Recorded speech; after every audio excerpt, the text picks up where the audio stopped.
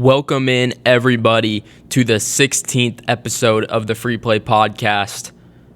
I am the host, Eli Scales, and today we're going to be talking about why the Kansas City Royals are so bad. What is going on with them? Worst record in MLB, 7-16, and why K-State is actually cooking in the portal right now. They're actually pretty good. I think there's a little bit of hope for the roster. It's only year one of the Casey Alexander era, but I think there's actually quite a bit to look forward to with this squad, so we'll get into that. But welcome in to the 16th episode of the Free Play Podcast.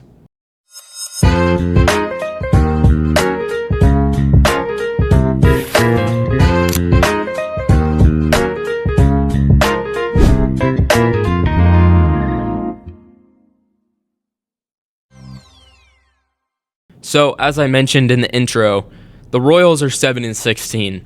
That's the worst record in the MLB. They are fourth in the MLB in quality starts, though. So, hey, that's a good thing to look at. But they are dead last in RBIs. They are fourth worst in average, only hitting .218 as a team. They're fourth worst in on base, .296 as a team. Third worst team OPS in MLB at .635, and seventh worst team ERA at 4.61. They're only 7 for 12 now in save opportunities after last night. Lucas Erceg blowing it once again. But this Royals team has just been flat out bad. There's no other way to say it. There's so much that has gone wrong this season, and whether that be abysmal lineup production, I mean, Salvi and Vinny have been horrific. They've been so bad. It's unbelievable how bad two of your top players can be at the start of a season. The whole bullpen has just been horrible. Carlos Estevez comes in, gives up 6 runs in his first game of the year, blows the save, immediately goes on the IL. Lucas Erceg has struggled throughout the entire year. He blows another save last night, his third of the year, I think. And then John Schreiber and Alex Lang are straight up batting practice. They're BP. They're awful. I mean, this bullpen has just been horrific. Matt Strahm has been actually okay, which is kind of solid. I mean, Matt Strahm has been a dog for quite some time in the MLB, but I mean, just this bullpen has been so bad. And then you add on top of that some of the locker room issues that they've had so far. Carter Jensen sleeping through his alarm didn't seem like that big of an issue at a time, but now Big Sleep, I mean, he's been playing well himself, but ever since Big Sleep slept through his alarm, the team has been really bad. They've lost I think 12 games or so since then. They were going for the series win over the White Sox before he slept through his alarm, and then after that, they lost that game, and they've just been on a downturn since then. Might be a coincidence, but something tells me it's not. And then you had the situation. Almost, I wouldn't even know if it's a situation, just everything kind of gets blown up when you're this bad. But you have Salvador Perez going on social media after taking a rest day, apparently, on Saturday against the Yankees. And you get Matt Quatraro saying he needs a rest day, a mental rest day. And then Salvi comes out on social media saying he doesn't need a rest day. Just odd situations all the way around. Just horrible communication between Matt Quatraro and his captain, Salvador Perez. I mean, that's just, I don't know how in year 4 as a manager you can have that type of lack of miscommunication or that type of miscommunication with a player so vital to your team's clubhouse like the captain. I mean, I was a Matt Quatraro defender. I think Matt Quatraro was a good manager, and especially in 2024, but I don't know what's happened this last year.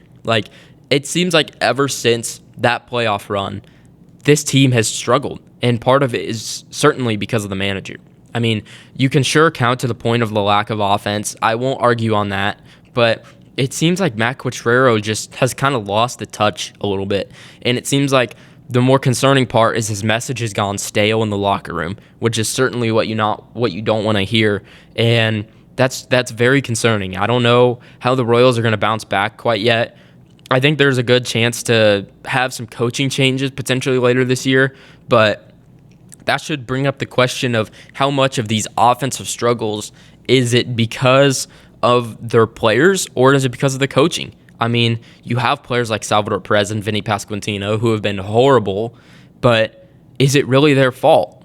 Like, is it just a byproduct of this hitting staff? I mean, we've seen how bad this team has hit, and we've seen players, for example, Brent Rooker, MJ Melendez, Ryan O'Hearn. Those are just guys who have gone away from Kansas City and have found some success. MJ has played pretty well for the Mets to start this year, and that was a guy who never did well at all in Kansas City. I mean, he got quite an extended shot. He never did anything. And that's just kind of concerning to see another guy like that kind of get away, because we all knew the potential and the power that MJ Melendez possessed. And for it to never turn out, it almost seems like it's a byproduct of this hitting staff. So I was a proponent, much like many others, in the offseason of dumping this hitting staff, which to an extent they did. I mean, they got rid of Joe Dillon and Keone Duren, the two assistant hitting coaches. They brought in Marcus Thames and Connor Dawson, two assistant hitting coaches. And I thought it was going to be the fix, but apparently it more seems like it's just an Alex Zumwalt issue. And all of the guys they seem to bring in on the offensive standpoint just regress or don't play well. I mean, Lane Thomas, he's been better of late, but still not very good. They brought in Starling Marte. He's been okay. He doesn't really get much of a chance, but I mean, it's kind of an uninspiring move, really. I mean, it raises the floor a little bit, but not much of the ceiling. And then you bring in two guys 2 off seasons ago in Jonathan India. You think he's going to be a very league average bat. He's horrible. Worst season of his career by far. Negative WAR player. And then you bring in Isaac Collins, and he hasn't been good. He's hitting sub 200 on the season with a 500-something OPS. So just awful lineup production certainly hurts this team and doesn't even give the bullpen a chance. I mean, we talked about how good this pitching staff is, 4th in the MLB in quality starts. That's something definitely not to slouch at. I mean, that's the mark of a very good rotation, and they have some workhorses. Seth Lugo just tossed 7 scoreless last night against the Orioles. The Orioles have a pretty solid lineup, I'd say, and that's the type of Seth Lugo we saw in 2024 when he finished 2nd in the Cy Young. I mean, that's the type of Seth Lugo that this team thought they were getting when they extended him. He got ravaged by injuries in the second half of last year, but that's the reason why Seth Lugo got the extension, is because of how good he had been in these situations in 2024 and at the beginning of 2025.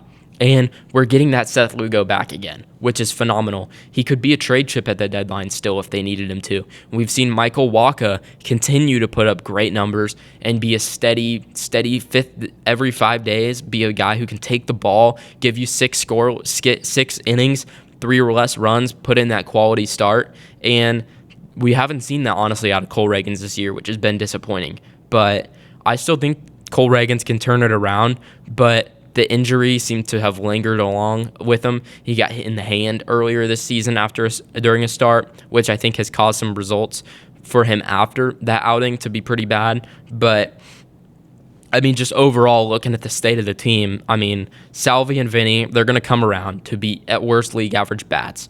We've seen this time and time again out of Vinny, and then Salvi is just Salvi. He'll probably still finish with 25 homers. He's streaky. Wait for the weather to get warmer. I think in the summer the ball's going to fly a little bit farther for him. And then Bobby has been turning a corner recently, which is very good news for this Royals team, because we need Bobby Witt Jr. to come back to that 2024 form if this team wants to even sniff the playoffs, or maybe at this point even sniff 500 with how bad they've been. Maikel has been good throughout the year. So far, he had a 3-hit night last night. Jensen and Kaggs have shown promise. Kaggs hit his first homer of the year last year. He has been hosed by opportunities with Vinny and Salvi to not get any RBIs chances. So that's certainly not ideal for a hitter like Kaggs, a young hitter, to be stuck behind 2 guys who can't produce right now. But throughout it all, Jensen and Kaggs have shown promise. Jensen flashed immense power so far this season. He has a couple homers already. And Kaggs has shown discipline and especially defense. Kaggs has been phenomenal defensively. He did have that misplay in the outfield in Yankee Stadium, but man, Kaggs has been so much fun to watch in the outfield this season, and I think he's really turned a corner there. But I wanted to get to what I kind of thought the Royals should do here. So kind of a hypothetical rest of this year, offseason, if things continue to trend how they look like they are now. And the whole goal of this little mini rebuild into contending in 2027 is really to push for the new stadium, to make sure a winner is built for the new stadium so people want to support that and come out to the games. And two, the main goal really is to keep Bobby Witt Jr. Kansas City Royal for the rest of his career. We don't want him going to the Rangers. We don't want him going to the Dodgers. We don't want him going to the Yankees. We want Bobby Witt Jr. to stick in Kansas City forever like it was meant to. So the first move, assuming this season continues to be just as bad as we've seen and they continue to flail in the littlest aspects of the game like base running and defense, he trade impending free agent Kris Bubic to a team making a playoff push like the Reds, for example. And we're going to hopefully try to get a MLB prospect, near MLB prospect talent back in return for him. I think Kris Bubic has been a very talented left-handed pitcher. He was an all-star last year. He's been really good so far this year as a starter. And if that durability can just stick there until the trade deadline, I think we can get a pretty good package back for him, despite him being a free agent. So I like Hector Rodriguez from the Reds. I believe he is their number 6 prospect. He's a AAA outfielder, 22, 23 years old, has put up good numbers throughout the minor leagues, hasn't gotten a shot yet in the bigs, but with how bad the Royals outfield is, I certainly think he can get a shot up here, and that would be a trade that I would certainly like to see go down. Then I would see if any other players really on the roster have trade value. That's like Starling Marte, Lane Thomas, Elias Diaz, Jonathan India, John Schreiber, Matt Strom, Carlos Estevez, for example. I think Estevez, Strom, and Thomas would be the only ones that would have value. I can maybe see Diaz just because of how valuable catching is, and he's an actually pretty decently hitting catcher. So I would be interested in seeing what you could get back for them. Carlos Estevez, you could probably get a somewhat okay haul back for, considering of the year he turned in 2025, but certainly has issues so far this year. Matt Strom has been good, but he is an impending free agent. And Lane Thomas, it is maybe a 4th outfielder for a contending team. He is somewhat of a good defender. He has good historical numbers versus lefties, even though it hasn't been that way this year. But I think you could maybe get some value for some of those guys at the trade deadline. Then the biggest deal, as I said, convince ownership to put up more money in the offseason. This is the big deal right here. They need to encourage fans before the new stadium is built, really, and build excitement in the city. I mean, this team needs to be encouraged and have the fan support behind them for when they move into a new park. And I like bringing in a somewhat big-time outfielder addition in free agency, putting up $20 million a year and getting that outfielder that you so desperately need that you haven't been able to get through trade so far. I mean, 2 great options for this, in my opinion, are Randy Arozarena from Seattle and Ian Happ from the Cubs. I mean, those are just 2 guys with proven outfield talent, high floor players, previously all-stars in this league, and you can almost guarantee proven production. I don't want to put too much on them because we saw how proven production worked with Jonathan India, where he comes over to Kansas City from the Reds and does horrible. But, I mean, we've seen the guys like Randy Arozarena and Ian Happ be long-term starters in this league and put up above league average numbers for almost 7-8 years at this point. I mean, just very talented players there and would certainly be good fits in this Kansas City outfield. Then we're going to be moving Isaac Collins to second base or center field. At second base, he would give Massey more of a chance to rest, keep him more healthy. I like Michael Massey. I think he's a good player, especially defensively at second base. And I want to give Massey a shot. I keep going back to Michael Massey. I want to see that power come back that he had in that 2023-2024 season where he put 15 homers out. I think he's a 28-year second baseman if he can just stay healthy. And last year, unfortunately, we did not get a good, healthy Michael Massey. And when he was healthy, he was not good. So I think giving Michael Massey time and rest would be an important key, and potentially moving Collins to second base, if you can find that center fielder of the future, would be definitely a good fit. Then we're going to move Luinder Avila back to the bullpen, and we're going to add another back-end bullpen arm that is proven, even if Estevez comes back to the team after the deadline and is healthy. I mean, you can never have enough bullpen arms. I mean, Look at the formula of success for the 2014 and 2015 Royals. You think of HDH, Herrera, Davis, Holland. You think of the amount of elite weapons they had in the back end of the bullpen that other teams simply weren't able to match up to. And if you pair that with this rotation, I mean, that's just a game changer right there. And this is a very good free agent class for relief pitchers. It will be interesting to see how this offseason shakes up with the potential impending lockdown happening, but hopefully they can figure that out. Still would be a very smart decision for the Royals to kind of add, while other teams like the Dodgers and Yankees are focused on what's going to come down with the CBA lockdown agreement. And overall, I mean, this Royals team is good. Like, they're a good team. They just have to kind of take their medicine this year. They need to make some changes that probably should have happened last year after they missed the playoffs. But having the Matt Quatraro extension is certainly not ideal. I don't know if he's necessarily your long-term solution at manager. I would be willing to maybe give him another year. It's force him to make some coaching changes, get rid of Alex Zumwalt, maybe get rid of Vance Wilson at third base coach, and see if you can kind of fix some of your base running and hitting issues, and still give Matt Quatraro that chance, because I don't think it's a fluke what he did in 2024. I mean, he's a good manager that season, and I think that's still in there somewhere, but you just have to give him the right roster to succeed. And I certainly don't think that's on J.J. Piccolo either, the general manager. I mean, J.J. has tried everything he has in his pocket. I mean, this guy has built up the farm system, and to somewhat being respected today, we have prospects that are actually worth something on the trade market, which is something you couldn't say when he inherited this program. But overall, I mean, as I said, give Matt Quatraro another year beyond this one, but this has to be it for Alex Zumwalt and potentially the third base coach, Vance Wilson. I mean, you got to put some heads rolling on the floor. You got to show guys that this is serious. This is a serious operation, and this is a serious club that needs to win some games, and they need to show that they are capable of doing that. And maybe seeing some heads start to roll would be kind of that fire that they need to light to get them playing at the level that they need to be playing at. Now, moving into the transfer portal additions that K-State has made in this Casey Alexander era, I think he's actually been doing pretty solid, realistically, with the budget that he's been given. And I think he's kind of just banking on his player development traits and his ability to develop these guys with this former high-level recruit pedigree.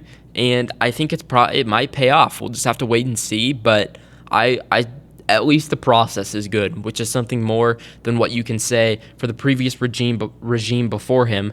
But to start off, taking JT Rock, a center from New Mexico. This is a former four-star recruit, started his career at Iowa State, reclassified to start a year earlier, which hurt his early development. Good size at the position, graded out very well in metrics despite only playing a limited amount of minutes. Ability to shoot well from three, has good movement skills for a 7-footer, battled many high major programs to land him.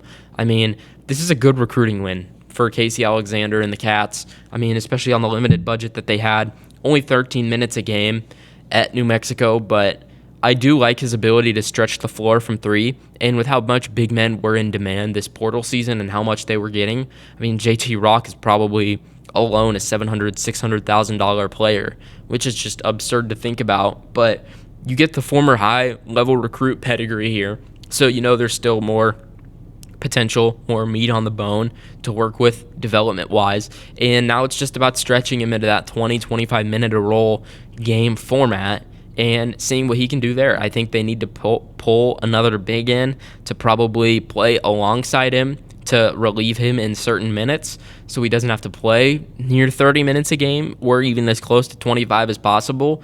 But I do think this is a good get, can shoot the ball, 7 foot, has some movement ability. Certainly a good get here for the KC Cats. Now, Brandon Rechsteiner, a guard from Colorado State, started his career at Virginia Tech, which is as a teammate with another player that they actually landed in the portal. And he's a 4-star transfer, averaged double digits at Colorado State. He can shoot the ball well, very well. And he's more of a combo guard, really, than a true point guard. would be kind of the scouting report on him. But overall, this is one of the few guys they have on the roster that averaged over double digits last year. And I think Rex Steiner is probably looking at being the starting shooting guard for this squad on day one. And at very worst is a microwave scorer off the bench. I mean, he can really get going from three, which is going to be a common trend you're going to see throughout this transfer portal list of the players that the Cats have taken. I mean, Brandon Rexsteiner, though, 1 year of eligibility left. I do think near a 40% three-point shooter, he's going to be able to provide a three-point shooting spark for this team, which is exactly what Casey Alexander wants. Desdrick Lindsey, a wing from Oregon, bouncy athlete, not a high scorer or high usage guy, but experienced in the high major level, explosive athlete with tools that can still be tapped into more on the defensive side of the ball. He's an older player. I believe he's almost 24 years old. He had a shoulder injury his first year at Oregon after transferring up, and that sidelined him for all of 2 years ago. And he just came back last year, played, so that's how he does have another year of eligibility to play with the Cats. But this is a high-level athlete. I mean, this is a guy who, as I said, he's bouncy. He's going to be able to throw down some posters. He's going to be probably a good defensive guy for them. He didn't grade out particularly well in the metrics, but I think there's some upside you can still work with defensively and just more buy-in ultimately in the system. He played for a really bad Oregon team. I mean, Oregon was not anywhere close to sniffing the tournament, so potentially putting him in more of a physical conference and more skilled conference in the Big 12 will help him to unlock more of that defensive side. But let alone, this guy will just be fun to watch for the pure slam-a-jamma factor that he'll bring to this team. I mean, this guy can get up above the rim. He can throw it down with ease. My favorite addition that they've had at the portal so far, Montana Wheeler, a guard from Bradley, 5'7" guard that can score with ease. He'll remind you of a certain undersized K-State point guard that is very well liked from the last few years. I think we all know who we're talking about there. True lead guard, scored 22 against Alexander's Belmont squad last year. Was only a freshman, yet averaged double digits at Bradley. This guy, he's listed at 5'10" on Bradley's website. He's not 5'10". He's pretty much closer to more 5'7", 5'8" range, which that'll remind you of Marquise Noel. I mean, this guy can get crafty around the rim, as you would expect a guy with that height, and he can pick people's pockets pretty well, which was an ability that I was pretty impressed with. And you can see 22 points against Alexander's Belmont squad last year. This is a guy he clearly respects and saw what he can do against, honestly, a pretty good team that Casey Alexander had over at Belmont. And to me, as a freshman, this feels like the move that this is taking a guy the year before he gets out of your price range. Had Montana Wheeler gone back to Bradley for another year, you're probably talking about going from 10-3 he averaged to 15-6. And that's a guy who's getting near $2 million in the portal, or at least $1.5 million. And that's just something that K-State can't afford right now. So potentially taking the guy a year before they are the guy and banking on your development to help him get to where you think he would be at Bradley if he would have stayed another year. I'm a big fan of this Montana Wheeler pickup, and he's also just has an incredible name. Montana as your first name, what more can you love? Jaden Schutt, the next transfer, a wing from Virginia Tech, was teammates his first year with Brandon Rexsteiner at Virginia Tech. Former high-level recruit, started his career at Duke, shoots the ball very efficiently, has an ability to rain it in bunches when hot. This is going to kind of remind you of Brendan Hausen. They have very similar builds, and when they get going from three, they can certainly rain it down pretty hard. And honestly, this is just a good, solid little wing pickup. 6'5" addition here. Jaden Schutt, the name says it all. He's going to be able to shoot. Again, a pretty common theme in the Casey Alexander era.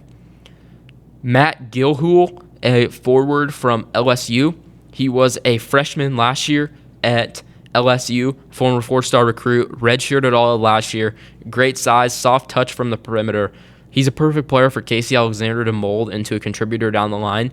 I don't know what his role will be next year, but I certainly think that having Alexander be able to coach him for a year, assuming he sticks around after, This is a guy who can kind of develop into the player we saw him develop Cade Tyson into. This could be someone who, with the upside, is a high-level scorer and has good touch around the rim and from three that can help score in bunches from the paint, which would be certainly a nice acquisition in the future years of this Alexander era. And then Isaiah Abraham, a wing from Georgetown. He was another four-star recruit, sensing a trend here. He originally went to UConn, another blue blood program, and he got stuck on the bench there, transferred to Georgetown, played in an awful system with Ed Cooley, low usage player last year, not a great shooter, but capable of being a good shooter, and more of a slasher guard wing type. Only averaged around 5 points per game last year, shooting like 32% from three. So this is not certainly somebody who fits the traditional Casey Alexander guy who's going to be a sniper shooting 40% from three. This is going to be more of a slasher. Another interesting thing to note, he was recruited by Jerome Tang at a high school before they said they didn't want him. So they thought there was better players ahead of him, and they got probably none of them, but that's just how the Jerome Tang era went. But Isaiah Abraham, I think, is a guy who can bring a slashing ability from that wing spot, kind of similar to Desrick Lindsay, and has a little bit of shooting capability as well, which is certainly nice. And another upside swing here on a four-star recruit that kind of didn't get the benefit of playing his first 2 years because he was at a program like UConn. So you can probably tell there was no Belmont transfers. Casey Alexander did not get any of his guys from Belmont to transfer with him. Tyler Lundblade got rumored around $2+ million to go to Tennessee. Drew Sharnowski ends up going to Duke, which was a crazy recruitment, ended in all of a couple hours. And then Brigham Rogers ends up going to Murray State.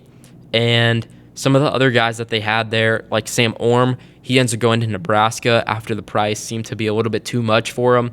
So I think it's a little bit disappointing that they didn't get any transfer from Belmont, but it's certainly not a make or break. I mean, we've seen Alexander develop high-level talent before, and his offensive system is more reliant upon specific players to get looks drawn up for them. It's not based on one guy going out there trying to get a bucket like Jerome Tang's system was with PJ Haggerty.